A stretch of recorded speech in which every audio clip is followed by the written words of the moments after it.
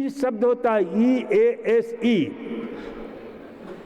तो ईज के साथ क्या होता है? ईज को क्या अर्थ होता है? अमन, चैन, शांति, और इसी से बना है ईजी, यानी आपका जीवन बिल्कुल सहज सरल हो जाता है जब स्वस्थ रहते हैं तो। लेकिन जब उसके साथ डी उपसर्ग लग जाता है तो क्या बन जाता है? डिजीज। देखो, कोई भी बीमारी जो होती है ना, बीमारी के, किसी भी बीमारी का, कोई भी बीमारी क्यों ना हो, 5 प्रकार बीमारियां होती हैं मुख्य रूप से, और उनके अलग अलग रूप होते हैं, अलग अलग उनके क्लासिफिकेशन है। उन 5 बीमारियों में कौन सी बीमारी होती है? फिजिकल बीमारी, आपके साइकोलॉजिकल बीमारी, साइकोलॉजिकल बीमारी में आपके साइकोसिस, साइकोन्यूरोटिक, न्यूरोटिक, साइकोसोमेटिक और सोमेटिक, यानी शरीर की बीमारी, मन की बीमारी, मन और शरीर के तंत्रिकाओं की स्नाविक बीमारी, पूरी 100% मन की बीमारी जिसको साइकोसिस कहा जाता है, जो बहुत मुश्किल से जाता है, जिसमें आता है सिजोफ्रेनिया, आपके जो है मैनिक डिप्रेसिव साइकोसिस, हेबेफ्रेनिक सिजोफ्रेनिया, पैरानोइया, और साइकोन्यूरोटिक में आता है OCD, obsessive compulsive psychoneurosis, hysteria, anxiety, irrational phobia. इन सारी बीमारियों का कारण कहाँ है? तो बीमारी का कारण है आपका wrong feeding, wrong living, wrong cultivation habit, wrong behaviour. तो ये जो फीडिंग, लिविंग, थिंकिंग है ना, इसको ठीक करो, और यही ठीक किया जाता है आपकी, तो धीरे धीरे बीमारी खत्म होने लग जाती है। रॉन्ग फीडिंग में क्या है? खाने के पहले थोड़ा सोचा करो कि भाई आप जो खाना खाने जा रहे हो, क्या बीमारी के लिए खा रहे हो या स्वास्थ्य के लिए खा रहे हो? और स्वास्थ्य के लिए खा रहे हो तो बढ़िया बढ़िया चीज़ें खाओ, दलिया खाओ, दूध पियो, दही खाओ, रोटी खाओ, सब्जियां पर्याप्त मात्रा में खाओ, फल खाओ।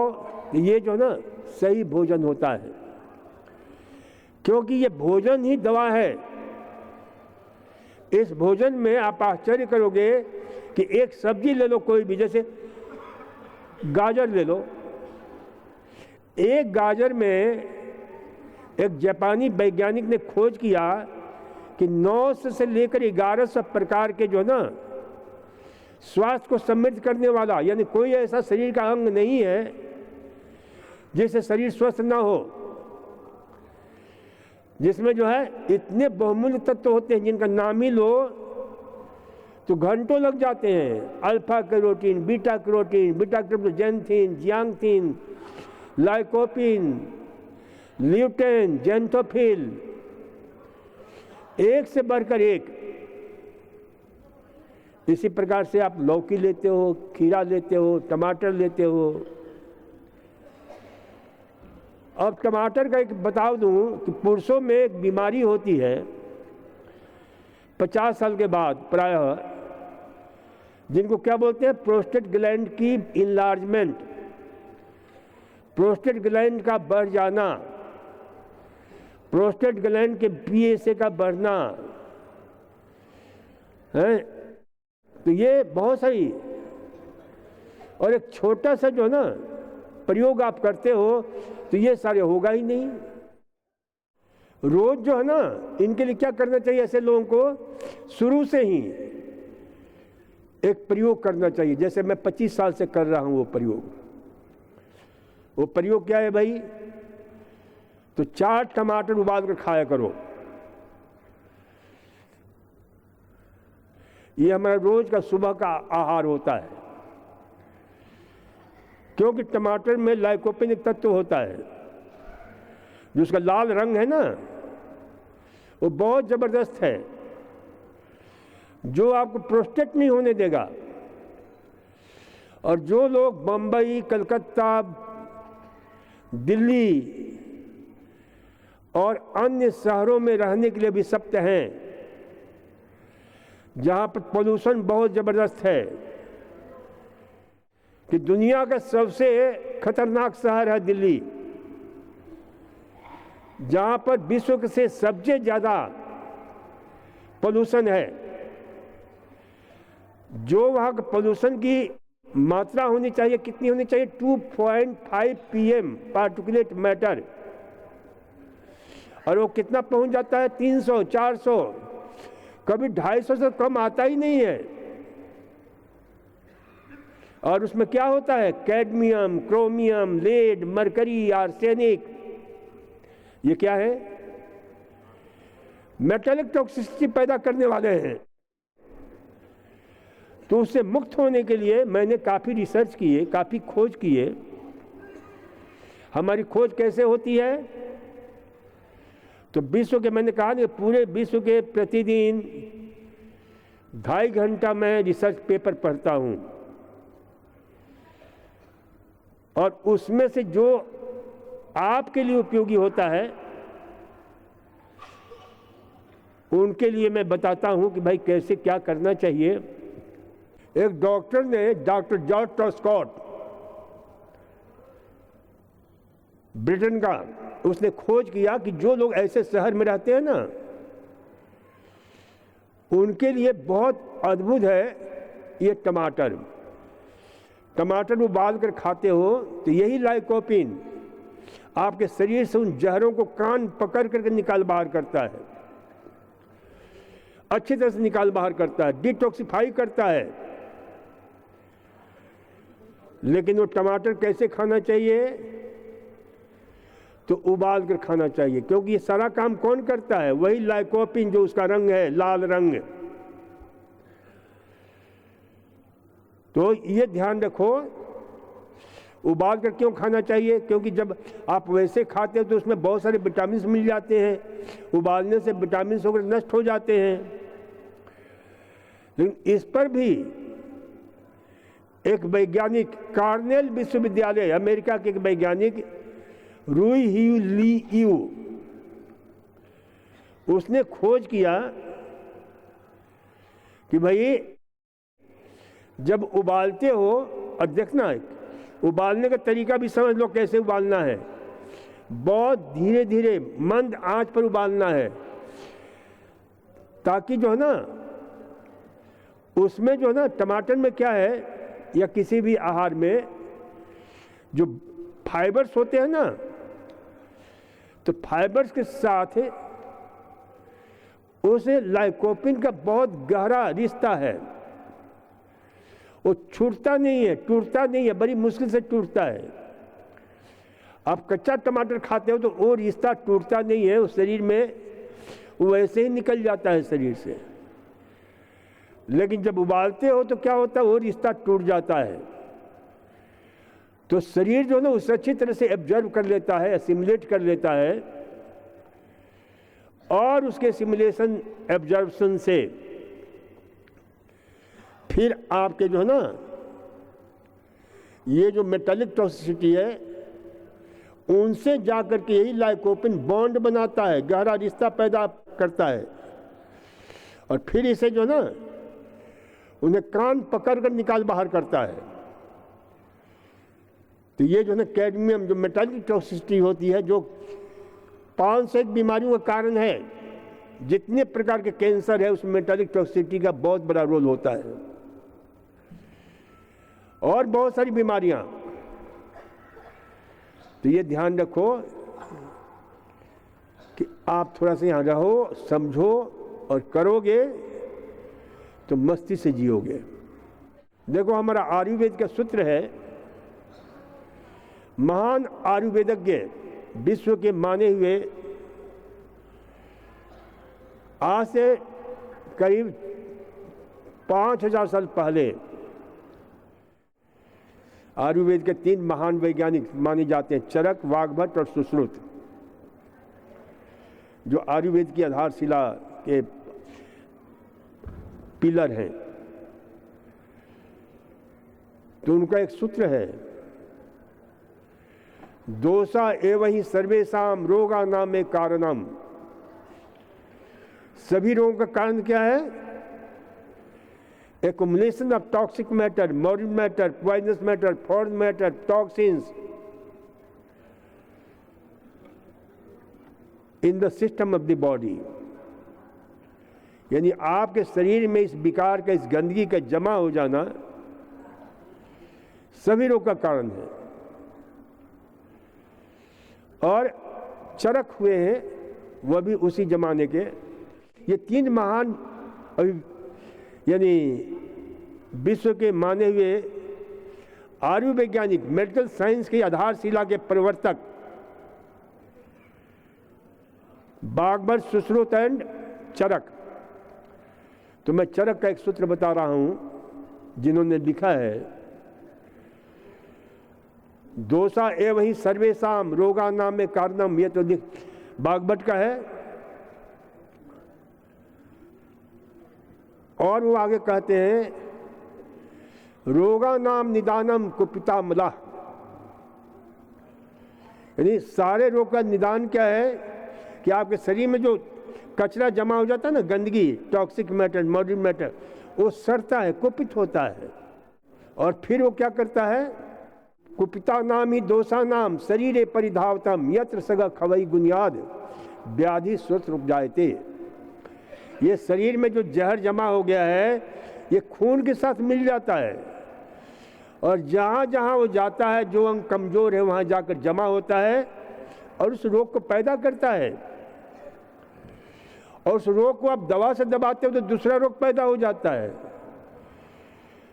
तीसरा रोग पैदा हो जाता है। जैसे आप लोगों ने देखा होगा, एक सामान्य बीमारी प्राय विश्व के हर लोग को होता है। वो क्या बीमारी का नाम है? जिसका कारण है राइनो वायरस। तो राइनो वायरस से कोई ऐसा व्यक्ति विश्व में नहीं है जुकाम से पीड़ित न हुआ हो। अब इस जुकाम का जो भले आदमी सहज ढंग से ठीक हो जाता है, नेचुरल ढंग से, तो कोई दिक्कत नहीं होती है। जिसने उस जुकाम को दबा दिया दवा से, तो क्या हो जाता है? खांसी बन जाती है। फिर उस खांसी को दबाने की कोशिश करता है दवा से, डॉक्टर के पास जा करके, और स्वयं नहीं दबाता है, डॉक्टर की सहायता लेता है। फिर उस खांसी को दबा दिया तो क्या हो जाता है? Chronic bronchitis. फिर वो क्रोनिक ब्रोंकाइटिस को दबा दिया तो क्या बन जाता है? अस्थमा। अब जितने लोग ही यहाँ पर अस्थमा के हैं, उनसे पूछो कि ये कहानी है कि नहीं, सब यही करेंगे कि साहब हमको जुकाम हुआ, फिर खांसी हो गई, फिर उस खांसी को दबा दिया, अस्थमा हो गया। अब उस अस्थमा को दबा दिया तो इम्फेजमा हो गया, उस इम्फेजमा को दबा दिया तो टीबी हो गया, कैंसर हो गया, और नहीं तो ये सब नहीं हुआ तो अभी क्या हो गया? सीओपीडी हो गया, क्रोनिक ऑब्स्ट्रक्टिव पल्मोनरी डिजीज। तो ये जो है ना, एक श्रृंखला चलता है रोगों का दवा। तो फिर हमारे यहाँ एक कहावत प्रसिद्ध हो गई, जो जो दवा की मरज बढ़ता गया। सुना है क्या? सुना है। तो जो जो दवा की मर्ज बढ़ता गया, और फिर हम भटकते हैं, कभी इस डॉक्टर से, कभी उस डॉक्टर के पास, कभी यहाँ, कभी अमेरिका, कभी कहीं बम्बई, तो कहीं जयपुर, तो आपके अलग अलग जगह। चलो अब एक प्रश्न है, पहले इसको जवाब देते हैं। I am Anil Kumar Srivastava from Visakhapatnam. My problem is I am 63 years old, but my hemoglobin has been always less than 11. It has never gone more than 11, 10 to 11. At any time, please, till the remedy I have eaten अनार, चुकंदर, गाजर इत्यादि, लेकिन कुछ नहीं होता है. My vitamin B12 is 146.6, is very less. Please suggest the suitable diet plan to improve the above problem. Also, please suggest suitable diet for heart blockage, problem and fatty liver. With best regards. देखो, बहुत लोगों को और जान करके आश्चर्य होगा जिनको आवश्यकता है. विश्व में सबसे ज़्यादा खून की कमी के रोगी हिंदुस्तान की महिलाएं प्राय होती हैं. अब थोड़ी जागृति आई है तो उन महिलाओं में धीरे धीरे कम हुआ है, खून की कमी से कम ग्रस्त हो रही हैं. खून की कमी में देखो बहुत सारे फैक्टर्स होते हैं, बहुत सारे कारण होते हैं. एक तो हमारी जो है ना खून को बनाने वाला एक सिस्टम होता है, तो ये एंडोथेलियल सिस्टम जो है ना, तो कुछ फैक्टर इसमें देखिए समझ लीजिए कि एक तो जिसको हम बोलते हैं लीवर,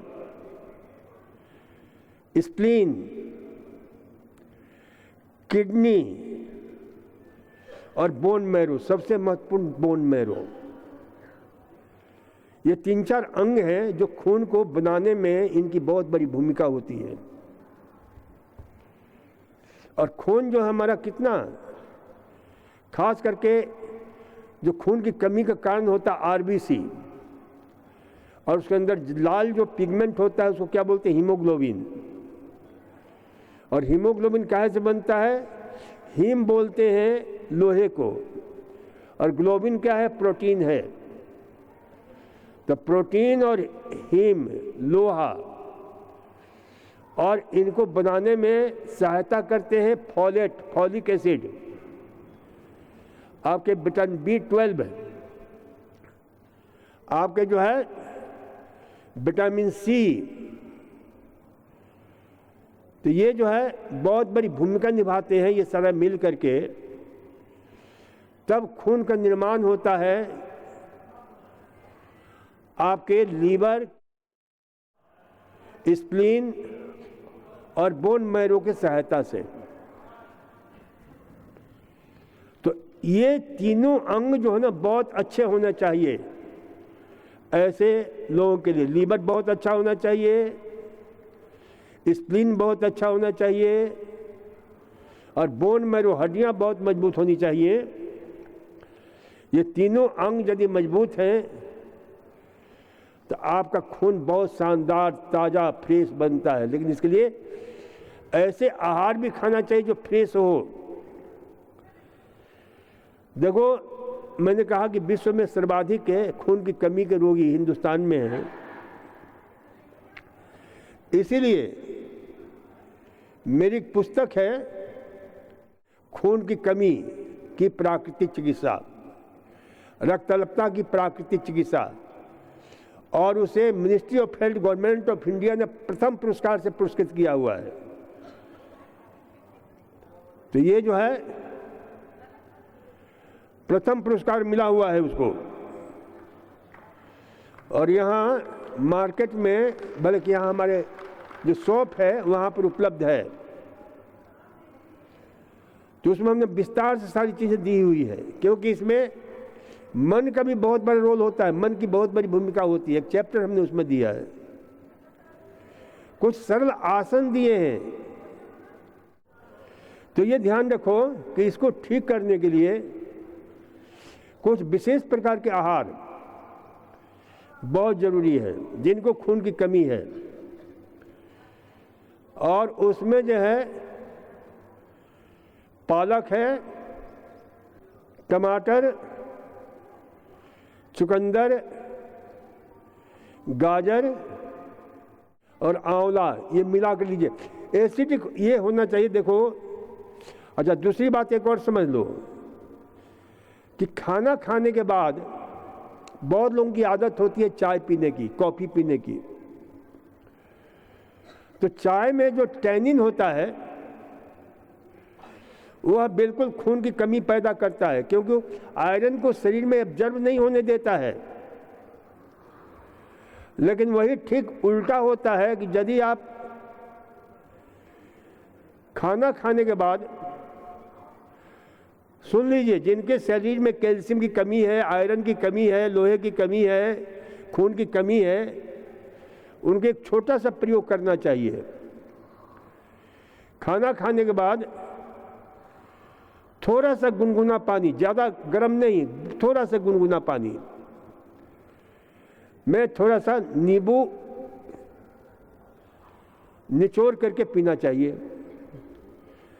क्योंकि शरीर में देखो, अब इससे क्या होगा, खाना खाने के आधे घंटे के बाद तो जो भोजन के साथ जो कैल्शियम शरीर के अंदर गया है, जो आयरन गया है, ये आयरन और कैल्शियम शरीर में अच्छी तरह से एब्जॉर्ब नहीं हो पाता है। लेकिन शरीर में अच्छी तरह सोख ले, हमारा शरीर अच्छी तरह से उसका उपयोग कर लगे, उसके लिए क्या चाहिए? विटामिन सी चाहिए। इसीलिए डॉक्टर प्रायः देते हैं, जिन खून की कमी होती है, विटामिन सी की जो ना गोली देते हैं, लेकिन वह उतना उपयोगी नहीं होता है जो कि नेचुरल चीजें होती है। इसीलिए जब भी कोई रस भी पिए तो उसमें देखेंगे विटामिन सी पर्याप्त मात्रा में होना चाहिए। हो सके तो उसमें नींबू निचोड़ कर तुरंत पी जाइए। जैसे पालक, टमाटर, पालक है, पालक में नींबू निचोड़ दीजिए, टमाटर डाल दीजिए, विटामिन सी मिल जाएगा। कैल्शियम की कमी है, उनके लिए भी ये जरूरी है। तो इतना मात्र करने से उनमें कैल्शियम और आयरन की आपूर्ति हो जाती है। तो ये जो है ना, विशेष रूप से लीजिए। और दूसरी बात, लीवर को शक्तिशाली बनाइए, तो नहीं तो फिर जो है गड़बड़ होगा। लीवर शक्तिशाली होना चाहिए, हड्डियां मजबूत होनी चाहिए, स्प्लीन मजबूत होना चाहिए। तो इसके लिए रोज योग करिए, प्राणायाम करिए। प्राणायाम सबसे महत्वपूर्ण है,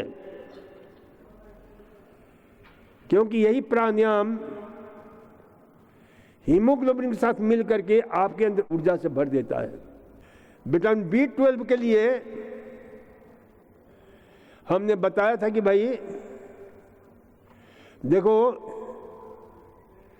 एक बहुत बड़ी भ्रांति है कि विटामिन B12 जो है ना, सिर्फ मांसाहार से मिलता है, मांस, मछली, अंडा इत्यादि से मिलता है। लेकिन एक अमेरिकन डॉक्टर मूर, उसने पुस्तक लिखी है डाइट फॉर स्मॉल प्लैनेट्स, और उसने उसमें साफ साफ लिखा है कि इसके पीछे साम्राज्यवादी जो देश हैं, जो ज्यादा से ज्यादा अपना आधिपत्य जमाना चाहते हैं, ऐसे लोगों की ये जो है ना